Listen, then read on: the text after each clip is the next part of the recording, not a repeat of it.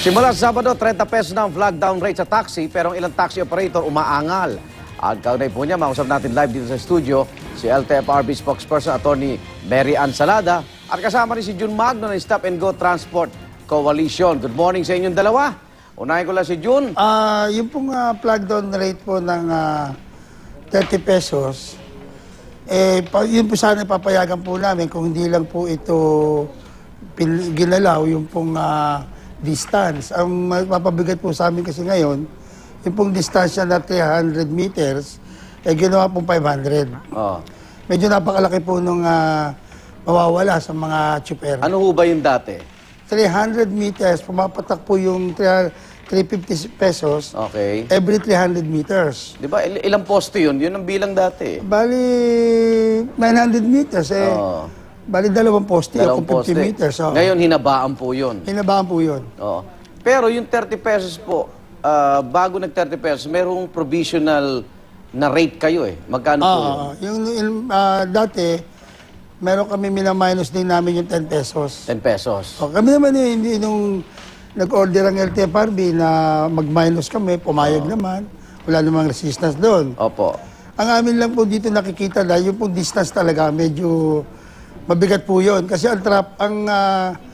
ang waiting time po naman namin every traffic lang po yan eh. Okay. Pagka tumatakbo ka na, hindi na gumagana yung waiting time. Okay. So yun yung magiging problema. Ang plug down naman kasi every sakay lang naman yan. So kung regular ang biyahe, dun epektibo yun. Pero kung matatraffic, nawawala yung distansya.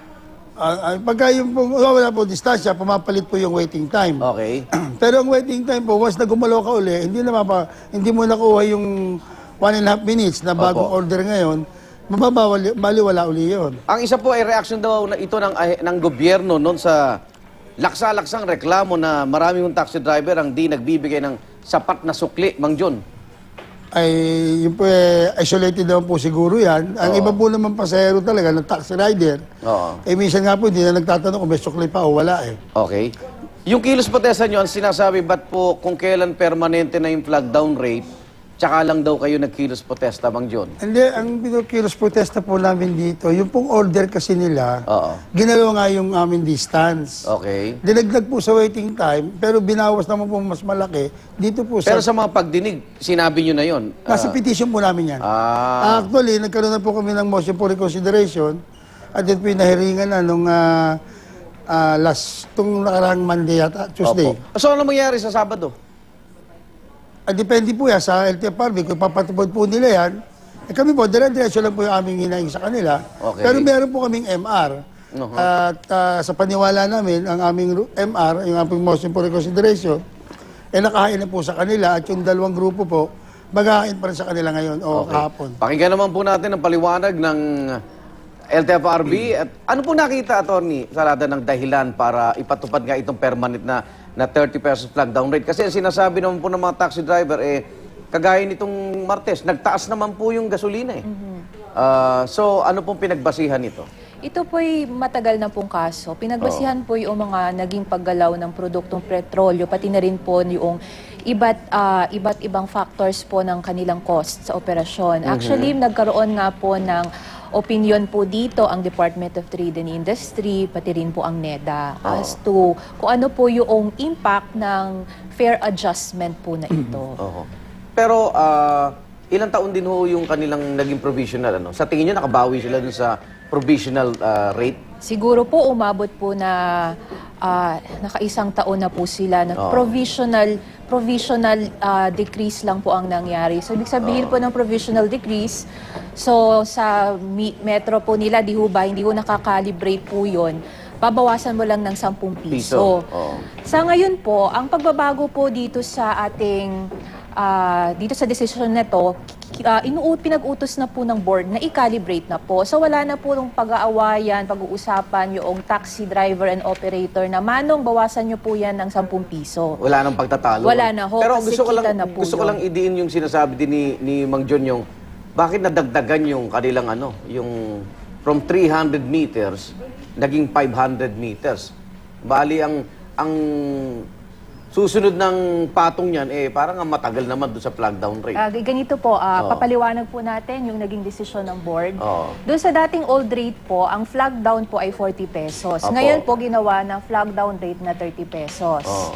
Sa distance po, ang ginawa po ay 350 for the, ang dati po kasi 350 for the first 500 meters, tapos another 350 for the succeeding 300. Ngayon po, ang nangyari po ay uniform. 350 for the first 500 meters, 350 rin sa second 500 meters. Dire-diretso ng 500 Dire-diretso na po meters yung 350 for every 500 meters. Oh. Yan po yung sa distance, yung takbo ng sasakyan, ng taxi. Yung waiting time naman po, which magmamatter pag may traffic, binawasan po yung waiting time. Pakibalik po doon sa ano. Oo. Binawasan po yung waiting time. Dati, 120 seconds. Opo, ngayon 90 seconds. So pag patakpo ng 90 seconds, hindi na po siya maghihintay ng 120, may another 350 po. Yan po ay alinsunod sa, kumbaga, dininig po ng board yung reklamo ng mga drivers na sa traffic po. At na-acknowledge naman po ng board na talaga meron po talagang traffic. Sapat na ba yung 90 seconds waiting Okay lang time? po yun. Kaya nga lang po, inuulit ko, yung pong 90 seconds niyan, magtetekipik lang yan pag nakatigil ka eh. Oo. Pero once na gumalaw ka na, let's say, naka isang minuto ko pa lang, gumalaw ka, mawala na po yun. Balik ka uli sa start uli ng 90 seconds. 90. So every gumalaw ka, hindi po gagana yan. Mhm. So anong sa Sabado, anong inaasahan natin na... Inaasahan po natin na... Ito na yung talagang full implementation po nito, attorney, no? Full implementation na po yan. So kahit hindi pa po nakakalibrate yung mga sasakyan, yung mga metro ng taxi, iyan po ay ini-implement na, yung flag down rate. Baka naman yung pasahero ang mapagbuntunan ng alam nyo na. Kung mapagbuntunan po yung mga pasahero na hindi naman po dapat, itawag na lang po sa LTFRB 1342. Pero sa mga taxi driver naman po, anong utos ninyo man yun bilang presidente? Hindi, ang amin pong pinag-uusapan lagi, susunod naman kami sa patakaran. Okay, habang may MR. Kaya lang, may MR po ito. At alam po naman natin na pagka ikaw may MR at meron din naman pong rules and procedure ng LTFRB natin, na once nakahain ng MR mo, status ko po yung sitwasyon doon. Yung resibo ba tuloy pa rin? Dapat nagbibigay ng... Oho, dapat nagbibigay po nagbibigay yun. okay. Okay na tayo. Meron bang panibagong dialogo pa ba bago sa Sabado? Idadaan po natin sa hearing. Sa bagay, meron naman silang motion. Oo, meron naman po silang motion. Okay.